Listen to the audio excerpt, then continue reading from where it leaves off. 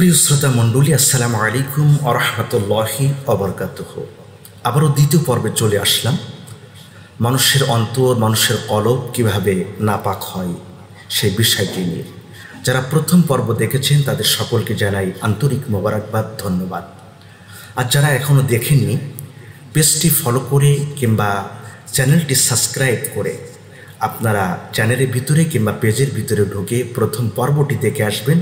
অত্যন্ত উপকার হবে আপনার, কারণ আপনার অন্তর যদি নাপাক হয়ে যায় আপনার কোনো ইবাদত কবুল হবে না, আপনি কোশ্চিনকালেও জান্নাতে যেতে পারবেন না।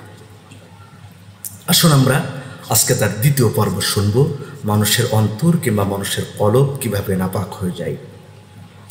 তার তৃতীয় নম্বর কারণ হচ্ছে রিয়া করা। রিয়া কি? রিয়া হচ্ছে লোক দেখানো ইবাদত করা। আল্লাহকে বাদ দিয়ে কোনো মাখলুক, কোনো সৃষ্টিকে খুশি করার জন্য, কারোর কাছে পপুলার হওয়ার জন্য, সমাজের ভিতরে ফেমাস হওয়ার জন্য, সমাজের মানুষকে দেখানোর জন্য যদি কোনো ইবাদত আপনি করেন, এটাকে রিয়া বলা হয়। যেমন আমরা উদাহরণত বুঝি, যদি নতুন মেয়ে বিয়ে দিই, আমি বিয়ের বাড়িতে গেছি, গিয়ে দেখি তার পরিবার সকলে নামাজ আদায় করছে। তো আমি চিন্তা করলাম যে আমি বিয়ের বাড়িতে এসেছি, মেয়ে বিয়ে দিয়েছি, আমি যদি বিয়ের সাথে নামাজ না পড়তে যাই, তাই বিয়ে আমাকে কি বলবে, বিন আমাকে কি বলবে, তার ফ্যামিলির লোক আমাকে কি বলবে।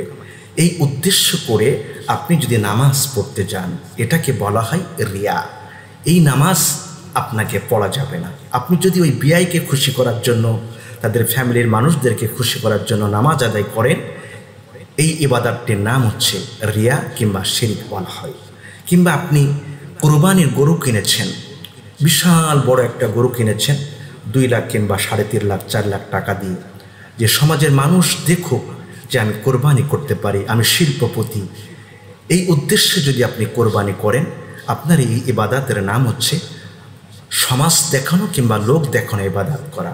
কিংবা আপনি জাকাত দেন, ট্রাকের ভিতরে শাড়ি নিয়ে আপনি জাকাত চেলে চেলে দেন, মানুষ এগুলো দেখে, আপনার জাকাত নিতে গিয়ে মানুষ পদভৃষ্ট হয়ে অনেকেই মারা যায়। এই যে সমাজকে দেখানোর জন্য আপনি যে ইবাদতগুলি করছেন, আপনি চেয়ারম্যানে ভোটে দাঁড়িয়েছেন, চিন্তা করছেন নামাজ যদি আমি না পড়ি মানুষ আমাকে ভোট দিবে না।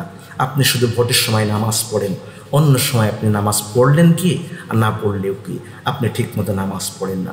এই যে ভোট পাওয়ার জন্য, বিয়ের কাছে প্রশংসা পাওয়ার জন্য, সমাজের কাছে ফেমাস হওয়ার জন্য, পপুলারিটি অর্জন করার জন্য আপনি যে ইবাদতগুলি করবেন, এই ইবাদতগুলির নাম হচ্ছে রিয়া কিংবা লোক দেখানো ইবাদত, মানুষকে খুশি করার জন্য ইবাদত।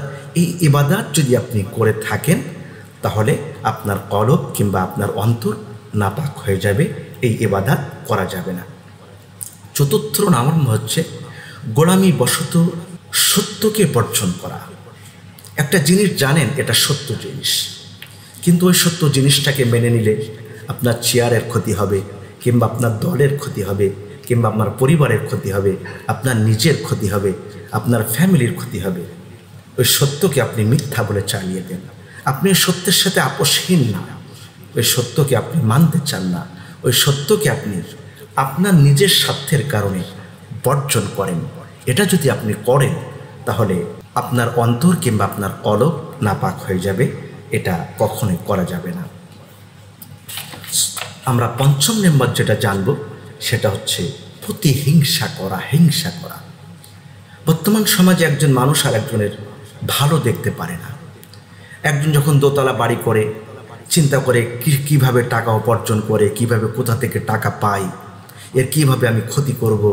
একজন মানুষ যখন সমাজের ভিতরে মানুষকে ভালো বলে, তখন চিন্তা করে তার কিভাবে কলঙ্ক দেওয়া যায়। এই যে একটা প্রতিহিংসা মানুষের ভিতরে বর্তমান সমাজে একটা প্রতিযোগিতা চলছে, কে কার সাথে কত বেশি হিংসা করে তাকে ক্ষতি করা যায়। এই হিংসাটা যদি আপনার ভিতরে, এই প্রতিহিংসা যদি আপনার ভিতরে থাকে, তাহলে আপনার কলব কিংবা আপনার অন্তর নাপাক হয়ে যাবে। আপনি যতই ইবাদত করেন আপনার কবুল হবে না, আপনাকে ওই দিক থেকে ফিরে আসতে হবে। কিংবা